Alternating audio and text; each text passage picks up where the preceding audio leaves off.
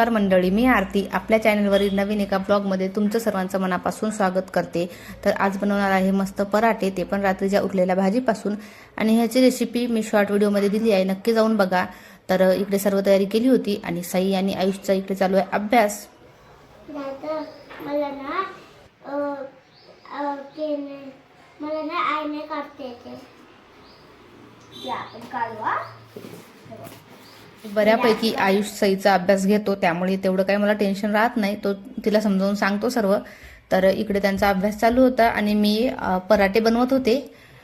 सर्व तयारी करून घेतली होती आधीच आणि नंतर पराठे बनवायला लागले, कारण की दुपार झाली होती आणि भूक पण लागली होती सर्वांना। आधी स्वयंपाक केलेला आम्ही, पण थोडा कमीच बनवला होता, सकाळी टिफिनसाठी बनवला होता। तर नंतर मग हे पराठे बनवायचे होते, तर तेच करून घेत होते। दुपारी कसं भूक लागते मुलांना, त्यामुळे लवकर लवकर बनवावं लागतं। आणि परत किचन वाटा वगैरे क्लीन करून घेतला, कारण की ते तसंच राहून जातं मग नाही केलं तर वेळेवर। आणि जेवण वगैरे झालं ना तर कंटाळा येतो, मला तरी खूप जास्त कंटाळा येतो नंतर काम करायचा। तर इकडे मस्त प्लेट बनवत होते, मुलांना जेवायला द्यायचं होतं। आणि छान दही फोडणी दिलं होतं मी, सॉससोबत किंवा लोणच्यासोबत पण खाऊ शकतो आपण। तर इकडे मस्त पराठे तयार झाले होते आणि खरंच टेस्टला एवढे छान लागतात ना, आणि रात्रीची भाजी पण वेस्ट जात नाही आणि छान पराठे पण बनवून होतात। तर इकडे प्लेट वगैरे बनवून तिघं पण आम्ही जेवण करत होतो आणि जेवण वगैरे केलं आणि दुपारी थोडा वेळ आराम केला। नंतर मग काही शूट घेणं झालंच नाही आणि संध्याकाळीच 4 वाजता इकडे चहा ठेवला होता, कारण की मुलांना क्लासला जायचं होतं आणि चला म्हटलं चहा वगैरे घेऊ, त्यांना पण दूध दिलं मी बनवून। चल भर पटकन बॅग। नोटबुक कंप्लीट झाली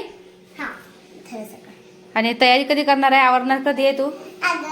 मम्मा मी काय करणार आहे, हे झाल्यावरती हातपाय धुतले मग तयारी करणार, मग मी दूध पिऊन ट्युशनला जाणार आहे। असं का? Bye mummy. Bye Sai, bye जावे। आणि ते दोघेही गेल्यानंतर मग इकडे दिवाण वगैरे म्हणजे खूप जास्त पसारा झाला होता इथे, तर तेच आवरून घेत होते आणि झाडू वगैरे मारायचा होता मला। तर मुलं गेले की मग सर्व काम पटपट होतं आणि ते येतपर्यंत सर्व आवरून पण ठेवायला लागतं, कारण की मग नंतर आल्यावर परत त्यांचे धिंगाणे चालूच होतात। तर इकडे मुली नाही आहे तर म्हटलं पटकन कामं करून घेऊया। तर इकडे छान दिवाण वगैरे आवरून घेतला, लगेचच भांडी वगैरे घासायची होती, थोडीफार पडलेली होती, तर ती भांडी पण घासून टाकली। आणि परत मुलं आले की त्यांना काहीतरी खायला लागतं, म्हणून मग नाश्त्याची तयारी करत होते संध्याकाळच्या। आणि थोडंफार काहीतरी लागतं मुलांना संध्याकाळी खाण्यासाठी। तर इकडे उक्कड पेंडी बनवणार होते, नेहमी पोहे वगैरे खातोच म्हटलं आपण आज वेगळं काही बनवूया, आणि बऱ्याच दिवसांनी बनवत होते मी हे। तर इकडे तेल घेतलं होतं कढईमध्ये थोडं चम्मचभर, आणि नंतर त्यामध्ये थोडं पीठ टाकून घ्यायचं आहे, 1 वाटीला पण कमी घेतलं होतं, आणि छान लालसर भाजून घ्यायचं मस्त। नंतर मग ते पीठ काढून घेतलं एका प्लेटमध्ये आणि त्याच कढईमध्ये तेल टाकून घेतलं। तेल गरम झाल्यानंतर जिरं मोहरी टाकायची आहे आणि थोडा कढीपत्ता टाकायचा, नंतर त्यामध्ये कांदा टाकून घ्यायचा आहे आणि कांदा छान परतून घ्यायचा। नंतर त्यामध्ये टोमॅटो टाकायचा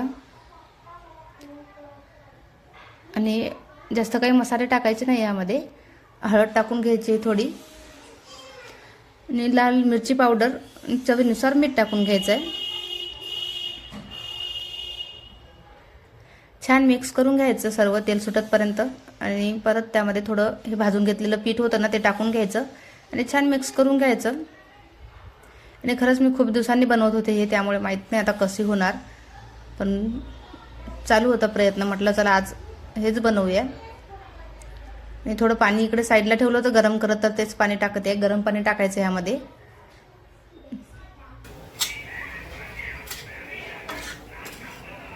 छान मिक्स करून घ्यायचं याप्रमाणे, नंतर थोडं 5-10 मिनटं झाकण ठेवायचं आहे आणि मस्त इकडे उकडपेंडी तयार झाली। नंतर त्यावर कोथिंबीर टाकून घ्यायची। तर कशी वाटली रेसिपी ते नक्की सांगा, आणि तुम्ही पण अशी उकडपेंडी करून खात असता का? हे विदर्भात खूप जास्त बनवली जाते। तर व्हिडिओ आवडला असेल तर लाईक, शेअर आणि सबस्क्राईब करा। धन्यवाद।